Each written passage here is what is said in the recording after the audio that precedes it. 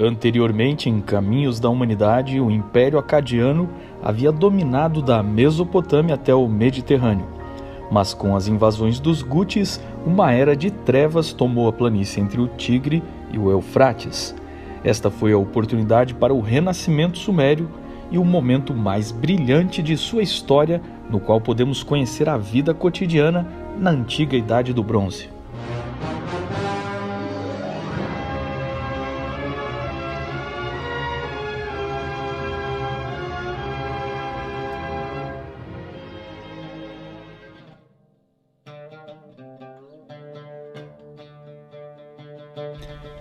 Os arameus ancestrais dos sírios, entre suas várias cidades, tinham o principal reino em Mari, grande rival do reino comercial da cidade de Ebla. Nas fronteiras das cidades sumérias, o período elamita antigo estava no final da primeira dinastia. Os Lulubi habitavam o que hoje é o Kurdistão do Iraque. Dilmun, no Golfo Pérsico, era um entreposto comercial em contato com lugares distantes como a Índia. Em 2100 a.C., a China e a Índia tinham civilizações prósperas e eram referências a centenas de quilômetros ao redor de si. Creta estava cada vez mais poderosa, comercializando com todo o Mediterrâneo. O Antigo Egito tinha suas pirâmides há pelo menos 500 anos, enquanto a Europa estava entrando na Era do Bronze. No resto do mundo, caça, pesca e alguma agricultura era a rotina de populações pequenas que vivem da terra. Mas na Mesopotâmia, após séculos de guerra, a Suméria, o berço das civilizações, estava para renascer. Em 2050 a.C., Utu-Rengal liderou a rebelião das cidades sumérias contra o rei Guti-Tirigan, que depois de vencido, consentiu em deixar a Suméria, e Utu-Rengal reinou por 7 anos, até que morreu num acidente. Ur-Nammu assumiu e reinou de 2112 a 2095 a.C. e iniciou a construção do famoso Grande Zigurate de Ur, descoberto em 1920 pelo inglês Sir Leonard Woolley. É bom lembrar que os semitas viviam na Suméria nesta época, mas os sumérios não eram semitas.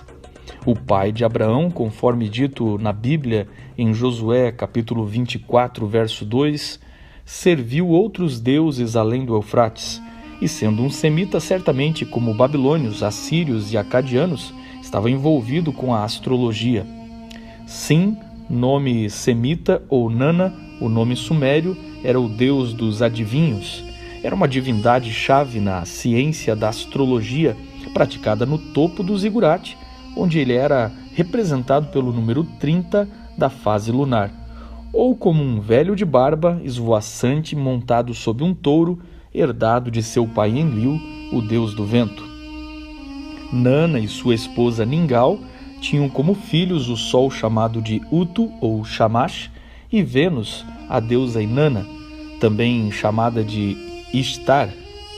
Seus principais santuários são outra evidência histórica que comprovam a historicidade do relato da Bíblia, pois o texto diz que Abraão e sua família saíram de Ur e foram para Harã, e é exatamente nestes dois lugares que encontramos outro santuário lunar correspondente à cultura de Ur. Em Nippur descobriu-se o mais antigo código de leis do mundo, ainda mais antigo que as leis de Hammurabi. O código inicia descrevendo como os deuses favoreceram Ur-Nammu para colocar o reino em ordem e padronizar medidas. São leis casuísticas do tipo multas por compensação, indenizações em caso de danos morais e físicos e penas de morte em caso de assassinato, assalto e estupro. Através de centenas de tabletes comerciais, sabemos como era a vida social de Ur. Viver em uma cidade como Ur de Abraão tinha um preço: a sujeição ao sistema. E o sistema era totalitário. Depois de décadas de domínio estrangeiro, o povo sumério libertado pela terceira dinastia de Ur entregou sua vontade de bom grado aos soberanos. Você viveria protegido dos estrangeiros em troca de total submissão ao governo da terceira dinastia.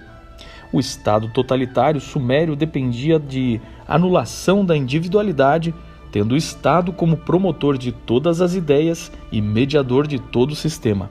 A cidade compunha-se de vários grupos étnicos e profissionais.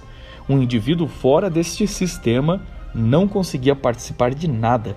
O Estado era dono de tudo e, para justificativa, a parceria com a religião dominante dizia que os deuses eram os donos da terra e a soberania dos reis viera deles. Se você tivesse a religião errada, estava fora. O Estado controlava a religião, dizia o que seus deuses queriam e era o dono da sua terra. Um produtor rural era obrigado a entregar boa parte de sua produção ao Estado. Teoricamente, podia vender o resto, mas a venda e o preço também eram determinados pelo Estado. O Estado tinha capatazes que mediam e contabilizavam rigorosamente a produção em metas a serem atingidas, calculadas pelas jornadas de trabalho. Provavelmente, a escrita nasceu com este propósito de registro. Havia um dia de folga a cada 10 dias para os homens e a cada 6 dias para as mulheres. No final de um ano contábil, auditava-se a diferença entre créditos e débitos na produção e as contribuições de cada trabalhador. Caso houvesse dívidas, elas eram transferidas para o ano seguinte, e se morresse o devedor, as dívidas eram herdadas pelos filhos. Como a exigência da produção era acima da capacidade para aparelhar um Estado pesado, cheio de nobres, guerreiros, sacerdotes e um grande complexo de construções como o zigurate que mantinham a ideologia, não raramente as dívidas se tornavam impagáveis ao ponto de os trabalhadores se venderem como escravos, tornando-se propriedade total do Estado. Ur-Nammu, o soberano de Ur, foi derrotado em batalha onde tombou morto. Shulgi vingou seu pai e reinou até 2047 a.C., e foi Shulgi que terminou a construção do zigurate de Ur. Ao norte da Suméria, na ainda tímida cidade de Assur, reinou Sulili, um dos primeiros reis assírios, em sua famosa capital, que usava o nome do seu ancestral Assur. Mas era um reino tímido que poucos imaginavam que se tornaria o maior poder da terra dentro de 1300 anos. Nos próximos 100 anos, a terceira dinastia de Ur chegaria ao fim, a civilização suméria desapareceria e seu povo seria engolido pelos semitas que dominariam totalmente a região. A Suméria, a primeira civilização do mundo, ensinou que governos tiranos tendem a criar desigualdade social e que a riqueza de um país não é o que o governante tem, mas o que o povo possui. Do meio de Ur, nesta época, saiu um homem que deu origem a um povo que diria o seguinte ditado, abre aspas, o rei que julga os pobres conforme a verdade, firmará o seu trono para sempre, fecha aspas. Esta é uma citação do livro de Provérbios, capítulo 29, verso 14.